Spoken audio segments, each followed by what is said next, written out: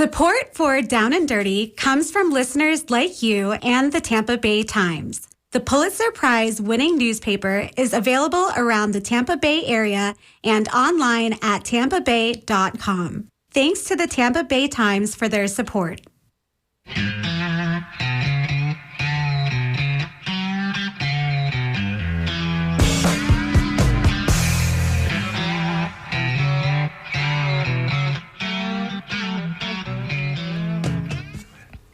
Good morning, good morning. I am Susan Morgan, and you're listening to Down and Dirty on WMNF.org. Thank you for listening and spending time with us today. We have Skip on the board. Good morning, Skip. Good morning, Susan. And we have Irene helping us out, answering calls for us. Good morning, Irene. And we welcome your calls. Feel free to join us, be a part of the conversation. That number is 813-239-9663. John Dingfelder is not with us today. He's with family. And my typical co-host, Allison Hewitt, is in Denver. She is out learning powerful new tactics alongside fellow community leaders, and she's going to bring that energy back home to fight for what matters most. And today, we're going to get real about what it actually takes to get ahead in America right now. We hear a lot about people need to pull themselves up by their own bootstraps, about cutting federal programs that people really don't need. But here's the reality, folks. Millions of Americans are working really hard. Sometimes they're working more than one job. They're raising kids. Sometimes the perception is they're lazy, they aren't motivated. But to be honest with you, many of us, I'm going to put myself in that category, we're just exhausted. And so we're going to have some of these conversations. We're going to talk about education, economic mobility. We're going to talk about why cutting federal programs for working families and individuals doesn't just hurt, but it can hold entire generations back. So today, joining me is someone who is on the front lines of this every day, Rebecca Sarlo from Evra. Welcome. And she's helping people in Tampa Bay overcome these barriers that are keeping them away from education, stability, opportunities. So welcome to Down and Dirty, Rebecca. Good morning. Thanks for having me. Glad to be here. Of course. So let me just jump right in. I was going to ask you a question, but I just can't help myself. This show is titled Down and Dirty. So should we just get down and dirty, or should we start talking about some, education or economic mobility? What do you want to do, Rebecca? Let's do it. Let's get into it. Okay, well, let's do it. I'm sure just about everybody has heard about this by now. But our president, Donald Trump, is accepting a $400 million luxury jet, once dubbed Palace in the Sky. It's coming from the royal family of Qatar. And it's in Texas right now, Rebecca. In Texas, being retrofitted, possibly to be the temporary Air Force One, because we're hearing that that's so outdated. Well, I don't know. I haven't been on it. But he says it's a taxpayer savings. Rebecca, what do you think? Honestly, I find it so absurd that I almost can't believe it's in Texas. I think I could accept the idea that we were considering accepting this jet, but the fact that it's already here is really astounding to me, particularly given that we know that to retrofit this jet, it's going to cost upwards of $100 billion of an investment over the next 4 years, which means it won't even be ready for Trump to fly in during his term. So it's just outrageous, honestly, especially given the cuts to all the social service safety nets, workforce development programming, healthcare programming, research, all of the cuts that have already been made and all that are proposed. Just astounding when lined up juxtaposed to $100 billion to retrofit a jet that we don't need. Absolutely. We're not going to even get into the security liabilities that's not jeopardizing him, but all of us as Americans. Absolutely. Here's the most astounding, that is mind-boggling, that if this happens, he plans on keeping the jet after his presidency. And they say, Pam Bondi, she reviewed it and said it's not a problem because it's going to be owned by the Trump Presidential Library for his leisure. It's astounding. I mean, I'm a Gen Xer, so I grew up in an era of, it was us against the Russians, right? And this idea of, that the Constitution mattered and that we were one people, kind of grounded with this, this set of rules and statutes that helped us to, know our boundaries. And this is so clearly unconstitutional. It's hard for me to even believe it's happening. And I think that's part of what's going on for people right now. It's sort of like the shock doctrine, right? So not only is everything happening so quickly in every different area, everywhere you look, but it's so absurd and astounding that it's hard to accept it. And when you can't accept it, it's hard to do anything about it, and it's hard to know what to do about it. And I know, I feel often when I talk with my colleagues, it's a fairly common sentiment, like every day we try to do something, but it doesn't feel like enough given what our communities are facing and are likely to face over the next several years. No, I mean, you're absolutely right. People have lost jobs. Home prices are soaring. People can't go on vacations. And I think to your point, I was raised to be proud. I know it's hard to say it now, proud to be an American. And we did set best in class, best practices. I don't think that's not said anymore. Mm-hmm. Agreed. What messages are we sending to young boys and girls right now that are in elementary, middle school, high school about the country they live in? Absolutely. We expect them to follow rules. For sure. Yet the leader of our country, and to me, it doesn't matter what side of the political aisle you're on. It's really not. It's really bipartisan. It's not really a political issue. It's about the type of people we want to be and whether or not we care for our community. And really, it's not even just caring for our community, because I think, there are people who, these issues are important because they impact other people in our community. I'm quite privileged. My family is very privileged. I didn't grow up that way, but we have achieved and been granted access to resources that allowed us to live a pretty comfortable life. So it matters to me because it impacts people in my community that I care about. But even if you don't care about what happens to other people, this is really is impacting and will impact every person in our community at some level. And so, we think about some of the proposed cuts to Medicaid, for example. This is not just a poor person issue. This is going to impact everyone who ever needs long-term care, whether for themselves or their loved one. And so I think, perhaps this will bring us all together in a different way, right, around the idea that, we are interwoven as our communities, and what impacts, they impacts we, right? And so I think in my eternally optimistic mind, I try to find, maybe that is a silver lining, that things will get to a point where it does bring people together, maybe for different reasons, but the outcome and the effort and the focus of innovation and change really bringing some coalitions together that might otherwise not work together.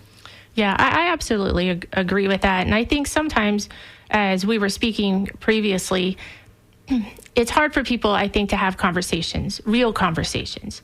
They're afraid they're going to offend someone, or someone's like, hey, if you're on this team, I don't talk to anybody that supports Donald Trump. I don't speak to anybody that doesn't support Donald Trump. So I think people are afraid, and I'm okay having those conversations. It challenges me. It challenges my thinking. And I think that's an exercise that we need to encourage everybody to do. But do you think some of these conversations, to your point of it's them or it's us, the we, why people are tolerating some of the decisions that potentially are being made? You mentioned the potential cuts to Medicaid or Social Security. I in my mind, I want to say that would never happen, but I never thought Roe versus Wade would go away. Exactly. So now the outrageously absurd things that could happen are potential now. Absolutely. So do you think that people are not speaking up and challenging some of these thoughts because they think it's not them? I do think it's somebody else. I do think that is a big part of it. And I think, for a long time, those of us on the left, spent time trying to convince people to care about poor people, underserved communities, at-risk communities. And I think maybe that's the wrong tactic at this point.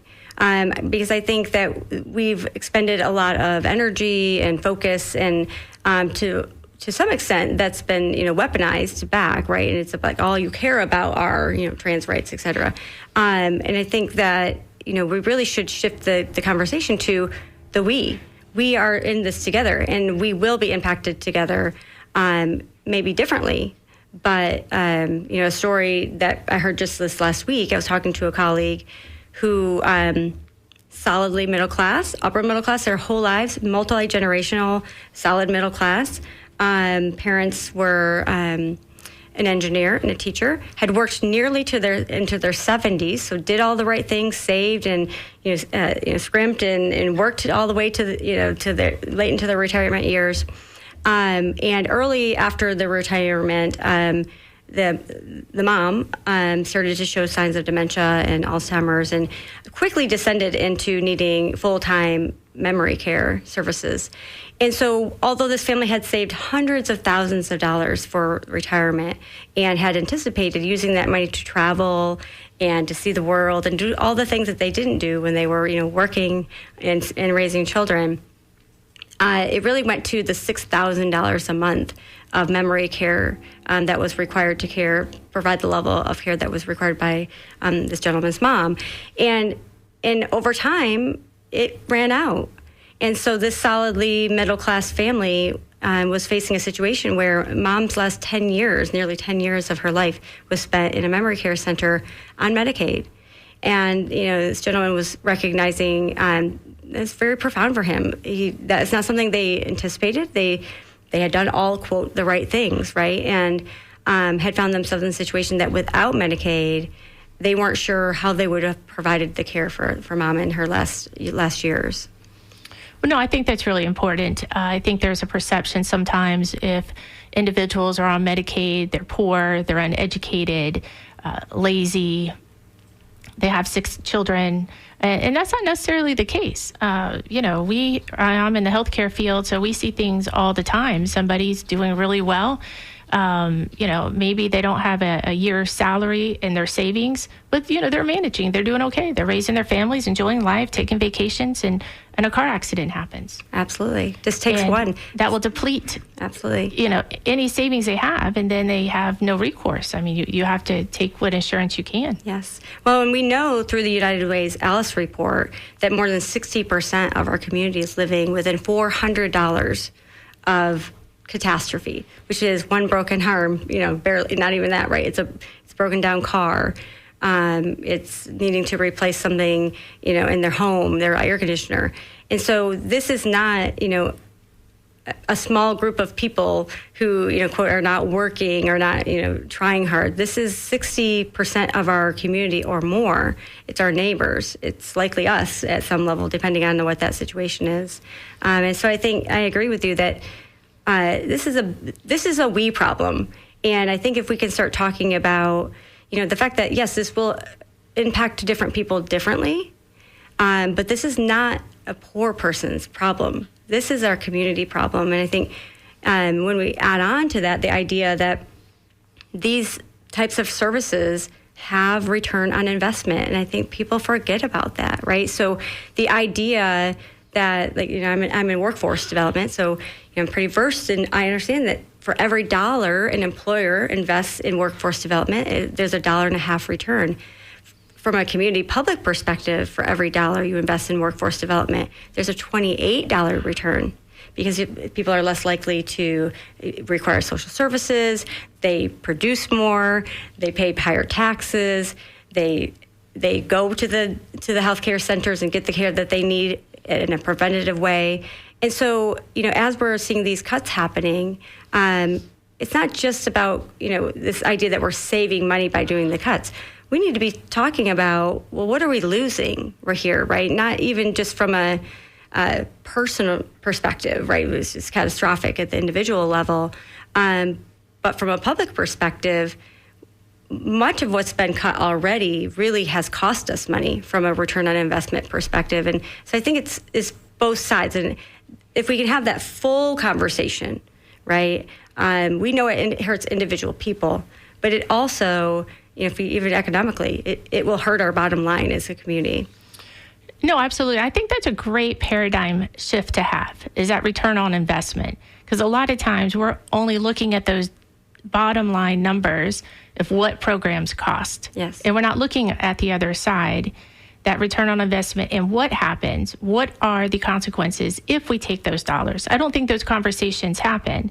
And children who grow up in poverty are less likely to graduate high school, pursue post-secondary education. We know it can cause intergenerational poverty. But y'all if you're listening today, we'd love for you to be a part of the conversation. We'd like to know what you think. Should we cut back on government support programs, or do we need more investment to help people move up? And if you've used one of these programs, call in, tell us what made it possible for you.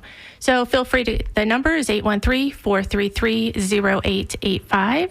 You can also send an email to dj@wmnf.org and be a part of our conversation. So let's talk about economic mobility, since that's your wheelhouse, your passion. I think politicians love to throw around these buzzwords of upskilling, reskilling. But here's the thing. You can't upskill if you're just trying to survive. Absolutely. It's difficult to focus on school when your rent's due. I mean, right now in the Tampa Bay area, a one-bedroom apartment can be $2,500. Absolutely. Housing is a huge issue and getting worse every day, for sure. So if you're focused on, you can't just go to school. I'm going to date myself by sharing this, but my first apartment, now my friends called it a Tuda can because I didn't want to spend a lot of money on rent. It was $335. Now, the salaries aren't what they are today. We didn't have minimum wage of $15 an hour. But I don't know how young people are doing it. I don't know how they're going to college and paying these prices. And that's not including food. Right. And I'll tell you, so my students, so we offer short-term healthcare training programs for students that enter healthcare careers. They're only 9 months long. So I get to spend 9 months with young people as they try to your point, upskill, enter the workforce, find a career where they can progress and make a living wage. And the number of life issues that these young people encounter in that 9 months along is very sobering. Some days it's enraging because I'm outraged on their behalf. And we are a very high touch organization, meaning we know our students really well. We get to know them. We help them very strongly with issues as they come up, much more so than most schools, because we know that that's what it takes for the population that we serve. But all of my students, for the most part, are working. So I think that's a misunderstanding that, people who need upskilling, who need pathways into living wage positions are just, they're not working. They were, playing video games yesterday, and that's why they're, not already in those positions. But the vast majority, I think it's like 98% of healthcare positions require some type of post-secondary training.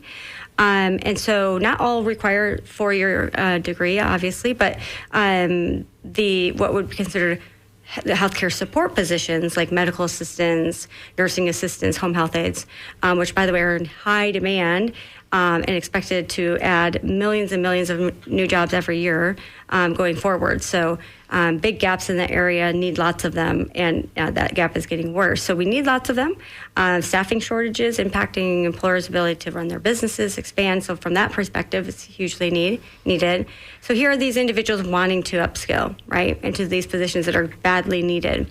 Well, let me jump in real quick because something you were just mentioning made me think about the shortages in these some of these positions, and CNAs, nurses, administrative assistants, all of these frontline employees that we need in the healthcare as in other fields. But we have an email that came in from David, and he writes to us and says, "Thank you, ladies, for your great show today. I find it weird that in the news recently that ICE is visiting home construction sites in the villages and detaining workers who are just doing their jobs.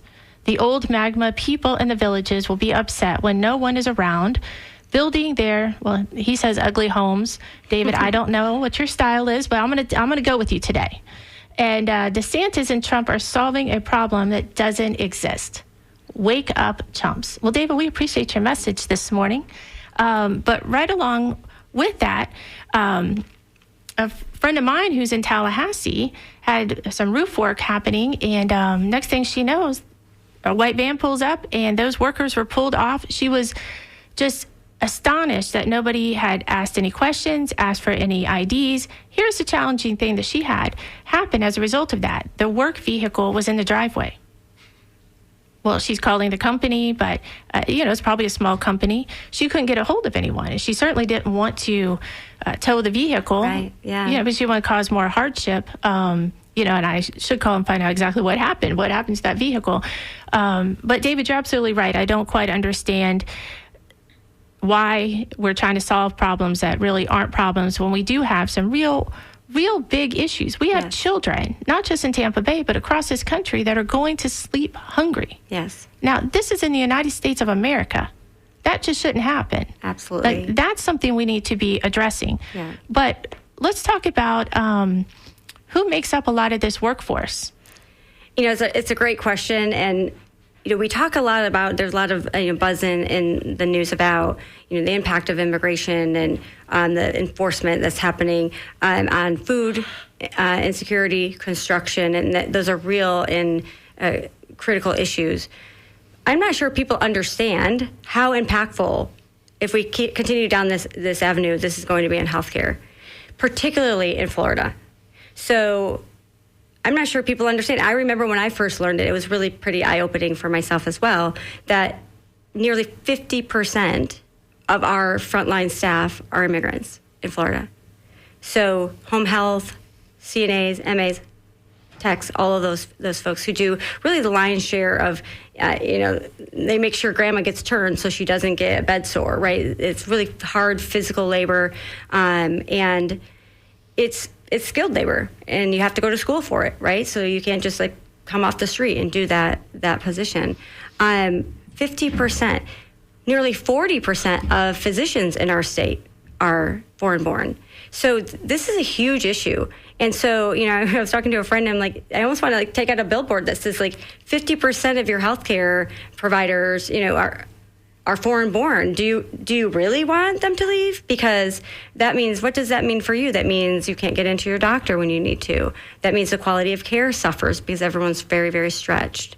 That means that, that's that elective thing that you want to have done, you don't have access to it. I mean, these are real implications. It also costs us a lot more money, because here's the thing: when people don't have access to primary care, preventative care, they go to the hospital. Right? They go to that emergency room. That's right. And we pay the price for that anyway. And so I think that's really, the crux of the conversation, where we can all get around the idea that we don't want to spend more money at the emergency room. I don't know anybody who's like, you know what I want to do? I think we should spend more money at the emergency room. Or wait 6 hours to be seen at the emergency room. Absolutely. So, if collectively as a community, we can all agree we don't want to wait longer to see the doctor. We don't want a decline in patient care.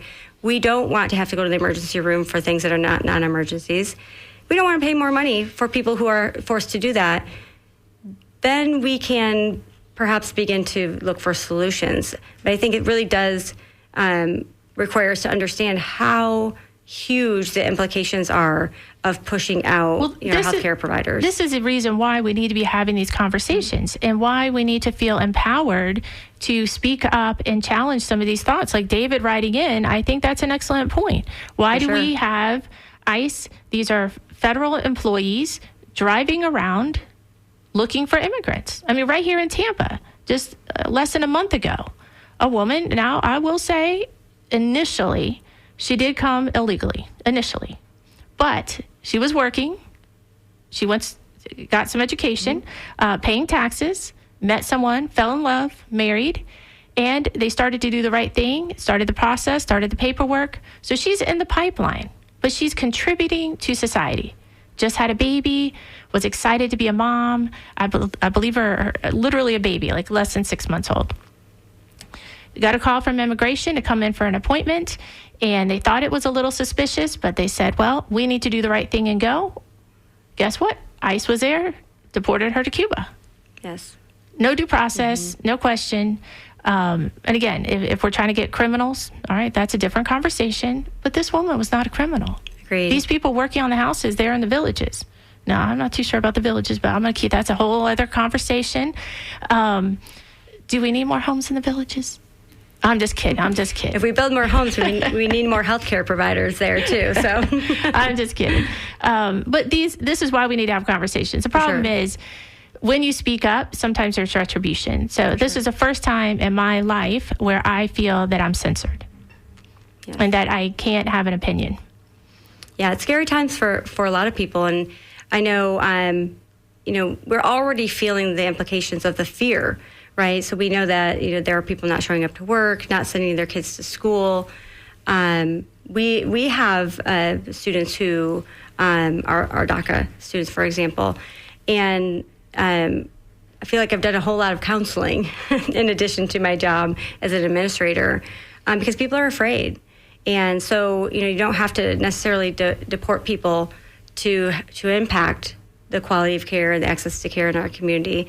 You just have to scare people away from coming to work or finishing their training program so that they can work. So I think, we're being impacted right now just by the idea of this, continuing or getting more widespread. Absolutely. I think the interesting aspect to this is President Trump is selling why we need to do this to get rid of immigrants in our country is to make us feel safer. It's because all these immigrants are causing such harm to us.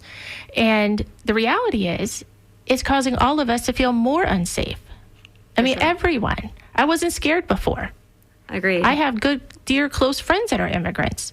But now you don't know every day what's going to happen. Well, and it changes every day. And I think that's part of that. It's part of the strategy, right? That if we can keep people kind of on their heels, it's a lot harder for people to band together and to seek solutions together. And so, I don't pretend to know the way through that because I think I feel it every day, some days more than others, and tell myself, go do some good. That's my strategy. Absolutely. I am enjoying our conversation so much. I'm sorry, Nancy, I didn't realize that you had called in. You're on the air. And Nancy's from St. Pete. Thank you for joining us. Oh, thank you for having your program. I love it because I work someplace where you can't talk about anything outside of you bring up a subject and it's like everybody just shuts up because everybody's afraid to give an opinion even. And where I work is the kind of business it is religion, and I put forth the concept that maybe if we talk about it here, then the churches that we have as that we're like the umbrella organization over other churches. Okay. And so if we could figure out how to talk to each other in this main organization, we could use that knowledge then to go to the other churches and teach them how to do that too.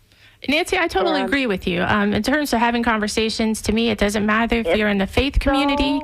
It's so important to learn how to talk to each other without getting at each other's throats. Absolutely. And a part of that, Nancy, is also listening. I think we've lost that. There it is. We've lost the skill and the time to not, when we're having a conversation, thinking about the response and how you're going to counter it, how you're going to fight it, how you're going to say you don't agree with it. Yeah. But we just need to listen to one another. And I think by truly listening, that's how we're going to change this country. That's how we're going to change our communities. Nancy, thank you so much for calling in and being a part of the show this morning. Oh, you're very welcome. I had something else I wanted to suggest, which is I just read a very good article by somebody named Fintan O'Toole, and he contributes to the New York Review of Books, a periodical that comes out about every week. Okay. And it's about J.D. Vance, and it's about more than that, actually. It's kind of like a mini how things have changed for people in the United States who have to keep adjusting to the new ways that capitalism changes. I like to say the New World Order. Okay. This is very, well, it's not just one. This has been going on for years. And right now we have a president who is it's an authoritarian. And when you think of authoritarian, think of author, because the author decides what's in the book. He decides how it's going to, how it plays out, and what each character does.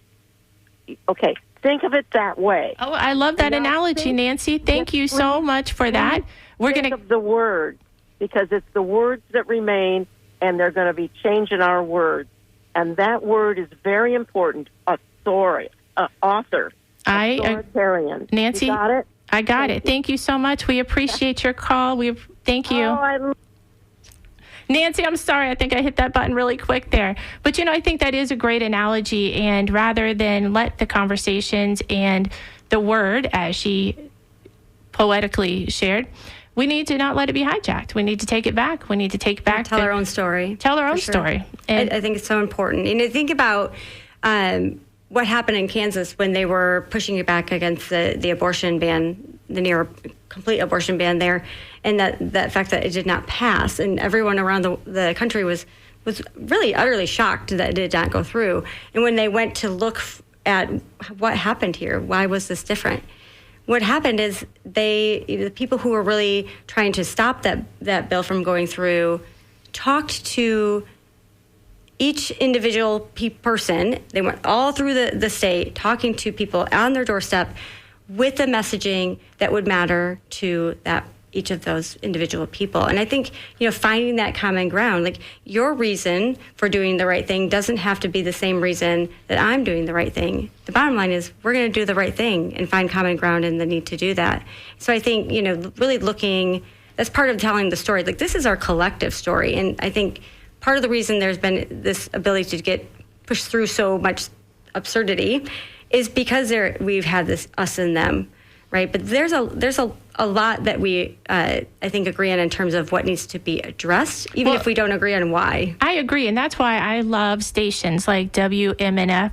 They're not shy. They're not willing to walk away from a conversation or have the tough conversations or say, hey, you know what, we're going to have a radio show where we can have folks call in regardless of what their opinions are.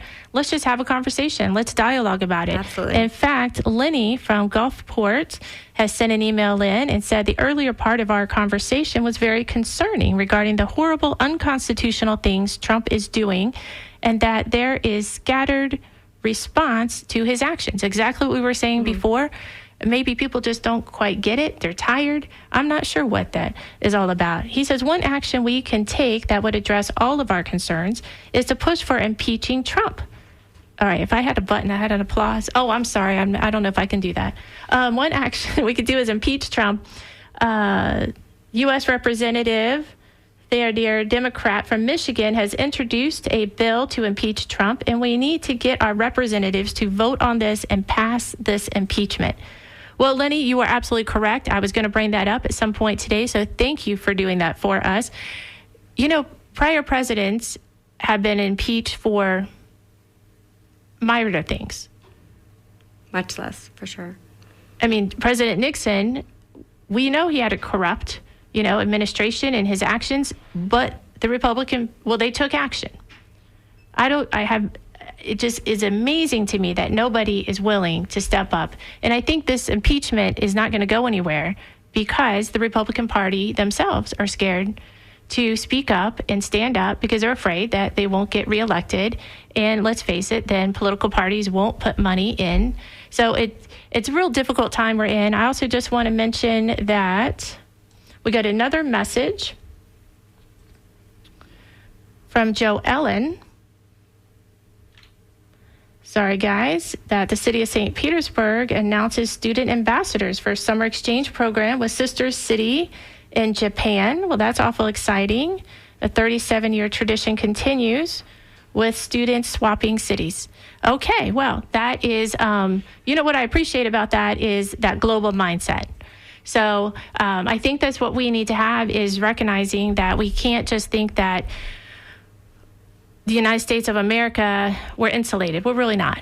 No. We're in a global economy now, and we need 100%. To be mindful of that. And our actions today will impact our future generations, as well as, frankly, I hope we don't get into another war, but.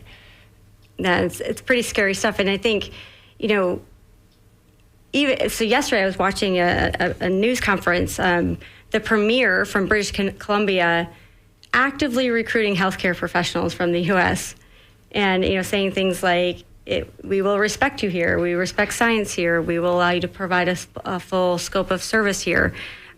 They've reduced the amount of time to work for nurses, for example, from months to days in order to recruit U.S.-trained professionals to Canada. The applications, he reported in his news conference, for U.S.-trained nurses to immigrate to Canada has risen 127% in the last 2 months. And so that's happening right now, right? So again, we already have this shortage. We talked about all the things that are going to impact that shortage and potentially get worse. And from our neighbor next door is taking advantage of that, understood. Listen, I don't blame Canada right now. Right? I feel like we have not been a good neighbor. Yes. So I don't blame them. Well, Joe, thank you for holding. Joe is from Venice. You're on the air. Good morning. Thank you, ladies. It's scary to think that the analogy of Trump being an author writing a book and what's the ending of the book. That's scary. Anyway, there's an announcement today that Trump wants to call up the National Guard to help ICE. Well, what's the end game here? He wants enough chaos that he has to put down the people, and he's going to use the National Guard and the ICE agents to protest. When things get bad enough, people will protest. Well, I hope so. I hope so. I was disappointed. There was protests recently, and I just wasn't aware of it. I would have joined them. Well, No King's Day is coming up here on Trump's birthday. I think the 14th of June or whatever that is.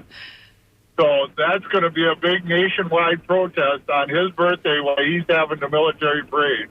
Anyway, they want a violent protest, and if they don't get it, they'll instigate it with their own people.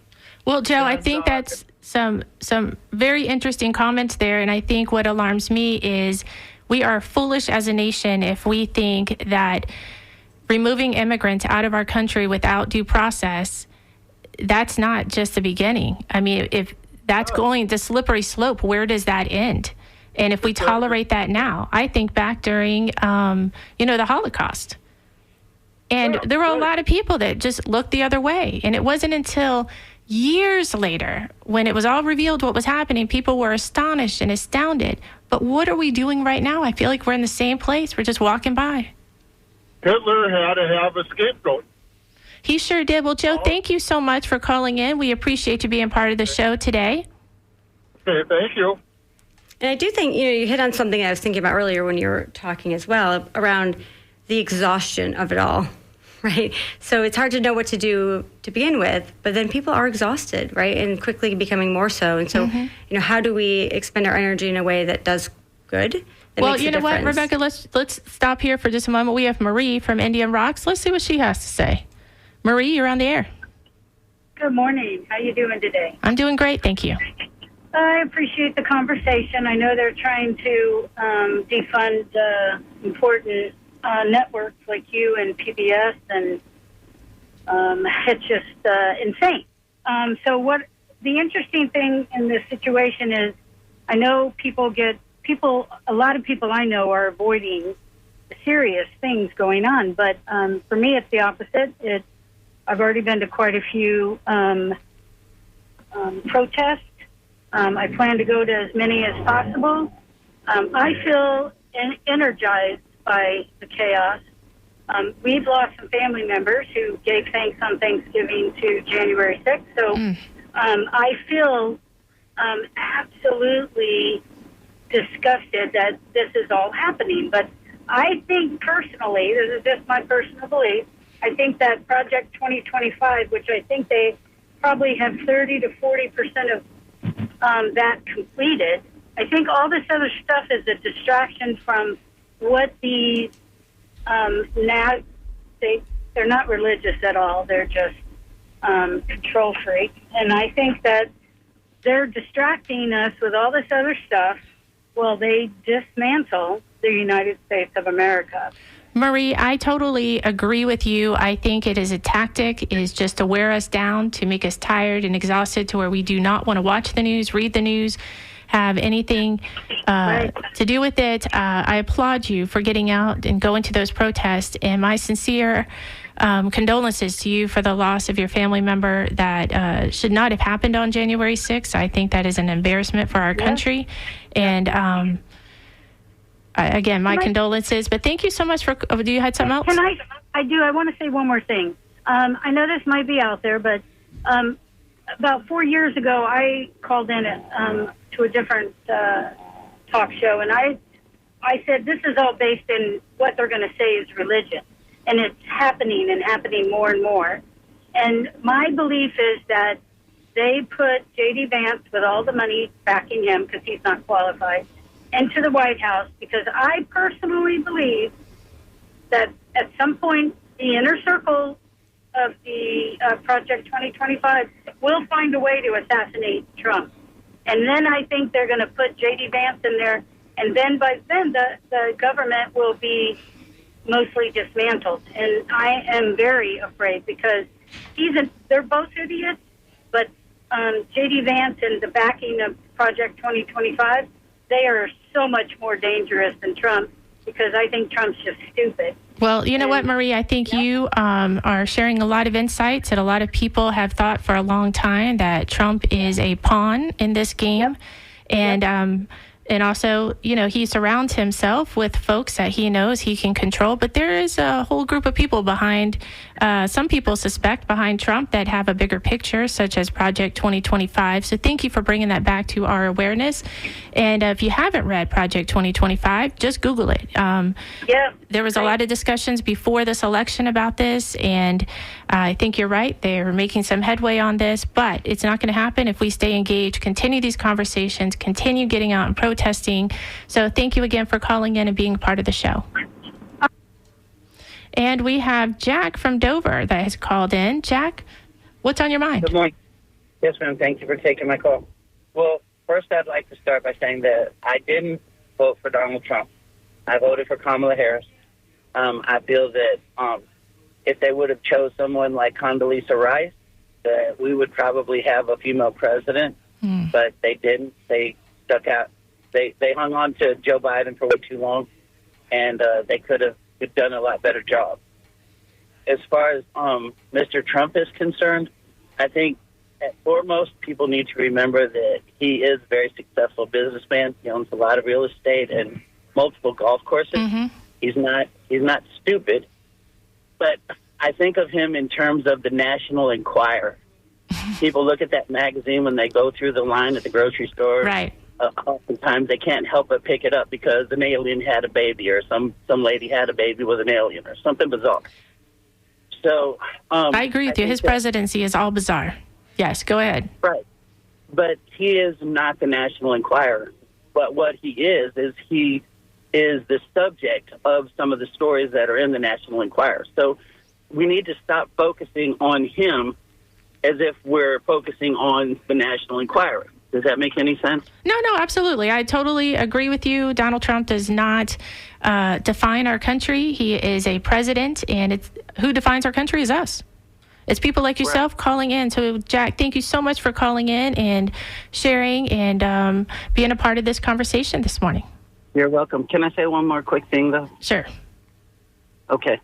Again, as far as Donald Trump, even though I didn't vote for him, I do support him as president, and I do support the Republican Party. Okay. I think that we should all do that and figure out a way to make that party work to our favor. Find things that we have in common with them and focus on the positive and ignore the negative. Absolutely. Thank you for that, Jack. Do agree with you there. I have good friends that are Republicans, so I don't think we need to villainize any particular party. Agreed. And to be honest with you, many of those Republicans, they don't understand their party themselves. Right. And I think that's really been historically part of the process, right? That's why we're so divided now. When there's really so much we actually probably agree upon, the danger is getting together and agreeing upon those things, right? Like finding that common ground, because then, we could come together and do something about it with a lot more gusto. Absolutely. Well, we have Fran from Largo on the line. Fran, thank you for joining us. Thank you. Yes, the lady that was on before the man that just called, she said a lot of things that I agreed with about the people that are around Trump and everything. And it's really not so much Trump, because he's just a black hole of greed, and he's there for what he can get mostly.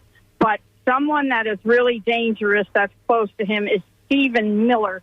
On WMNF, I heard on a show about how he just despises immigrants, has since he was a kid, really, in school. I think he was in California, and he just resented and hated them so much. And people like that, they have that influence, and Trump just lets them go, lets them say and influence them and do what they want. Fran, RFK and everybody that Trump has around him. Okay, thank you. Thank you for calling this morning. And, a lot of people, they don't realize that Trump's father, I'm not going to say he's a racist because I can't go that far, but he had affordable housing, and he had a lot of violations and had to pay the IRS and back a lot of money for discriminating against minorities, and charging them different prices than other folks. So, maybe it's something he learned from his family. I'm not giving him a pass. I do want to say, and I apologize, I do not know how to pronounce your name, but there's an email that came in and basically said it's interesting how on our show today we were speaking about we do not want to have a country that's divided, and yet I made a comment that, yes, we should impeach the president. Well, you know what? I do agree with that. We do need to stand together. This individual is not Trump's defender, but like the previous gentleman, I do believe I'm old school. So whoever the president is, that's our president. Now, this is a wonderful show that we can have conversations, but that's all we're having today, folks. We're having conversations. I want our country to do well, be well. But I appreciate that we want to have different views on the show, and we're open to that. So thank you so much for emailing in. Now, thank you, DeAndre, for waiting on hold. And DeAndre's from Brandon. You're on the air. Hey, yeah. Well, I'm actually from Tampa, but what I was, I live in Brandon. It's one of those weird things. But no, I just wanted to kind of mention that, like, what I think the Republican voters may be missing is a default issue to populist, sometimes Democratic ideas. And what tends to happen, what's been happening is, like, for example, I'll give you one with, like, renewable energy. On the ground, the voters are interested in anything renewable. But, like, I think Republicans, the politicians, what they do is they kind of wait it out for a chance to then, like, turn, their ideas around and reflect and report that to their constituents, because it's even happening here now in Florida. And that's just renewable energy. But another example is, I'm born and raised here, and we have programs connected to the federal government like HRS, and what HRS did was make sure that patients were being treated well. It's like Human Resources Administration, like and medicine. I forget what the acronym stands for. But the thing is, over a course of time, there have been, like, poison pill things put into amendments and bills. I'm certain it's happening around the country, but maybe Florida is a bigger test case because Well, I think that's an interesting, Florida being a larger test case. For over like generations now. But what I wanted to try to get people to understand is like, if there is a default that basically revisits, like for Republicans revisit Democratic, proposals, then why mess with the Republicans, right? Like that's sort of my thing, because I think I forget his name, but it's like Buchanan, or I forget who it is over here in our area, but this guy's talking about, as a state representative, hey, let's try and move over into renewable energy, whether it's like algae that hit methane or something. Well, you know what, DeAndre, thank you so much for calling in and being a part of the show. And you bring up some really valid points about renewable energy. And we do need to be having different conversations about that. Thank you, DeAndre. You have any thoughts on renewable energy? Not so much on renewable energy right now. No, just joking. No, that's okay. But, I do think that as we're trying to redefine our country and what does it mean to be an American, I think we do need to look at ways to be efficient, and we can't just continue to build houses and homes and apartments and condos like we always have. We have, natural disasters and hurricanes are only going to get worse. So I think we have to constantly challenge ourselves to have different conversations about things. My final question for today would be, we're speaking about all things living in America and how to get up, but do you think the American dream is still possible? What's holding people back, and what would it take to fix it? Is the American dream still possible? I do. And I think, this has been a really interesting conversation. I really appreciated the callers and the people who emailed in, because I think that, it really brings us back to this idea of when we can get past the circus of it all and look for, defining what kind of community do we want to be, that there's likely a lot more common ground there than we are talking about right now. And I think that's really what they were highlighting, not here today, but in general in our communities. And I think, it wasn't that long ago during the election season, I was watching a video of Reagan and Bush Sr. debating immigration. And it was actually, my jaw fell on the floor, because what they were proposing, the question was, should individuals who immigrate here illegally be able to send their kids to school? And I would say that their responses, both of them, were more progressive than what we are talking about at this day and age in terms of how we should handle immigration in school and kids who came here with their parents. And it was really eye-opening about, that wasn't that long ago, right? And, so it's really, I think, about getting back to that. So that we can address the issues that are really real barriers, and I think we can agree are real barriers. So I think you're right, and I think today's conversation and what we're talking about today is dignity. Yes, the dignity to dream, and to not have to choose between feeding your children and building a better future. So I do believe the American dream is still possible. I think we might have to get a little more scrappy, but I think this is where you talk about we need to come together so that we can share resources. And even if resources are no longer funded by the federal government, then we get creative and we start having conversations of how we can make our communities better. And by making our communities better, we're going to make our country better. So we cannot give up. We cannot lose hope. Absolutely. And like the one woman says, going to protest was something that revitalized her. And so you got to find what revitalizes you and keeps that hope in you. Do good every day, right? And that's all you can do. I think that's a great philosophy. Do good every day. And if you don't meet that mark, then tomorrow you just try and do a little better. Absolutely. Any last words? What gives you hope? I think what gives me hope is that, I know my neighbors and I know my students. And I think, we are by and large good people as Americans.